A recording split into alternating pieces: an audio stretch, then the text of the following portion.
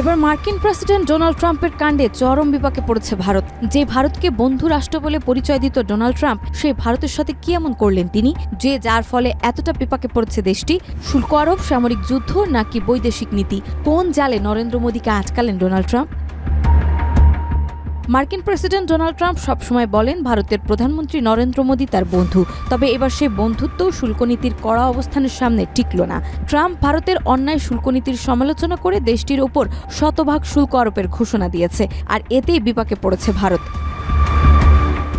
গত 5 মার্চ কংগ্রেসের যৌথ অধিবেশনে ভাষণ দেওয়ার সময় ট্রাম্পের ভারতের শুল্কনীতিকে অত্যন্ত অন্যায় বলে অভিহিত করেন। এরপর 2 এপ্রিল থেকে ভারতীয় পণ্যের উপর শতভাগ শুল্ক আরোপের ঘোষণা দেন তিনি। হোয়াইট হাউসের মুখপাত্র ক্যারোলাইন লেভিট এই তথ্য নিশ্চিত করেছেন।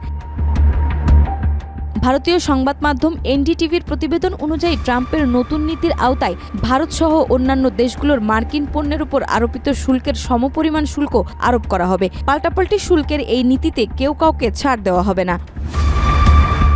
ট্রাম্পের প্রশাসন যুক্তি দিচ্ছে শুল্ক বৈষম্যের কারণে মার্কিন অর্থনীতি ক্ষতিগ্রস্ত হচ্ছে এবং দেশীয় কোম্পানি ও শ্রমিকদের উপর নেতিবাচক প্রভাব পড়ছে। ট্রাম্প এই শুল্কনীতির মাধ্যমে আমেরিকার বাণিজ্য সম্পর্কের ক্ষেত্রে ঐতিহাসিক পরিবর্তন আনতে চান, আর এই ঐতিহাসিক পরিবর্তনেই চরম মূল্য দিতে হবে তারই বন্ধুরাষ্ট্র ভারতকে।